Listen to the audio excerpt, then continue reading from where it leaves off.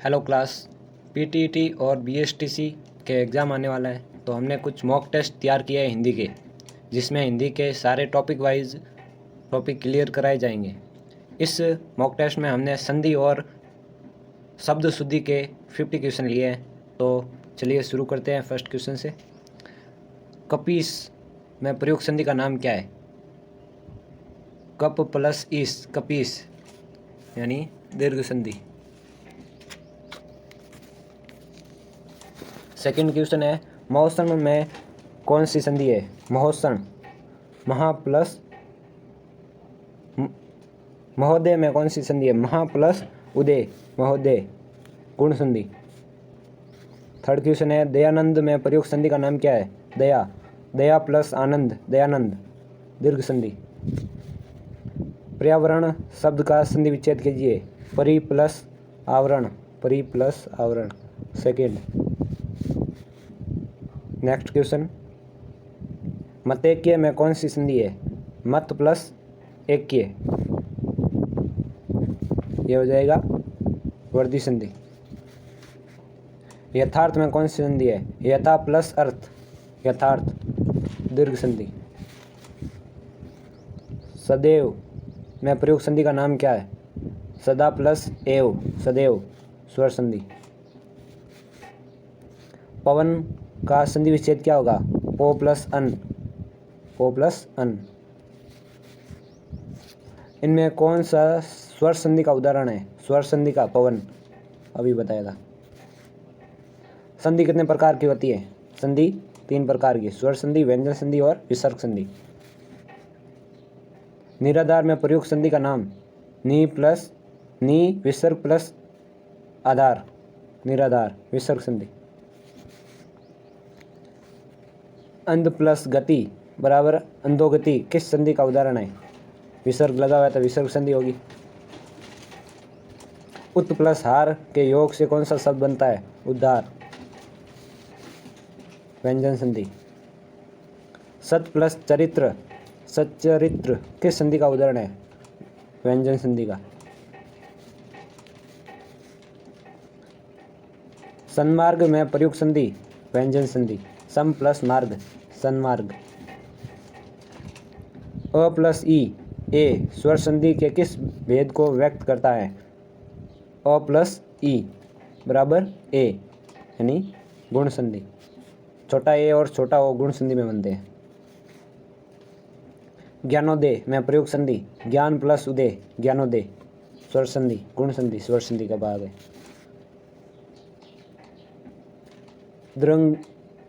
दृगंचल का सही संधि विच्छेद क्या हुआ है?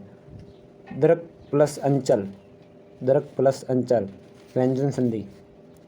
निम्नलिखित शब्दों में से किस में विसर्ग संधि है? विसर्ग संधि। नरेंद्र, सज्जन, सदैव, सदैव और नरेंद्र तो हो गए स्वर संधि का, सज्जन हो गया व्यंजन संधि का, अत एवं हो गया विसर्ग संधि का, अत विसर्ग प्लस एवं।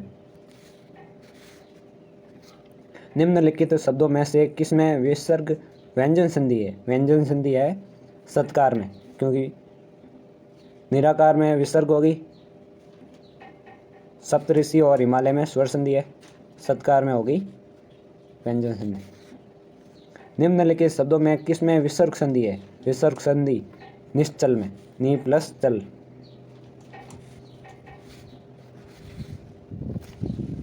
निरुद्र शब्द का शुद्ध संधि विच्छेद क्या होगा?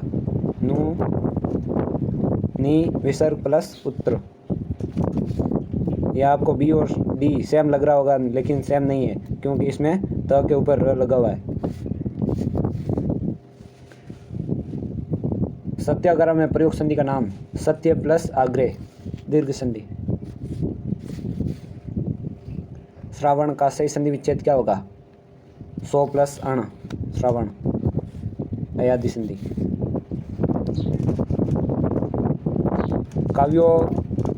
काव्योर्मी का सही संधि विच्छेद क्या होगा? काव्य प्लस उर्मी। इसमें आपको कवि प्लस उर्मी भी लग रहा होगा, लेकिन ये क्या नाम है, स्वर संधि का उदाहरण है। स्वर संधि में भी गुण संधि का, जबकि कवि प्लस उर्म, कवियों ऊ की मात्रा लग जाएगी यू पे, इसलिए ये गलत हो जाएगा। तो काव्य प्लस उर्मी होगा। सत्याग्रह का सही संधि विच्छेद सत्य प्लस आग्रह। नि विसर्ग प्लस विकार निर्विकार। मन प्लस भाव मनोभाव। दो वर्गों के मेल से होने वाले विकार को संधि कहते हैं, सबको पता है। सज्जन सत्य प्लस जन, सत्य प्लस जन। अब आगे शुद्ध, शुद्ध शब्द को हमें पहचानना है, अंडरलाइन किया हुआ होगा, उनको आपको सही बताना है। नायिका उत्ग्रीव रहकर दिन भर नायक की प्रतीक्षा करती रही। तो उत्ग्रीव, उत्ग्रीव शब्द सही कौन सा है? उद्ग्रीव होता है, उत्ग्रीव नहीं होता है, उद्ग्रीव होता है। आगे देखते हैं। सभी देशवासियों को देश की समस्याओं के समाधान के लिए स्वयं में सन्नद्ध हो जाना चाहिए। तो ये सन्नद्ध गलत लिखा हुआ है, आपको सही बताना है। तो ये में सन्नद्ध सही कौन सा होगा? फर्स्ट वाला। पश्चिमी देशों में निर्यात के लिए प्रतिद्वंदिता बढ़ती जा रही है। प्रतिद्वंदिता सही कौन सी है? प्रतिद्वंदिता, तो ये हो जाएगा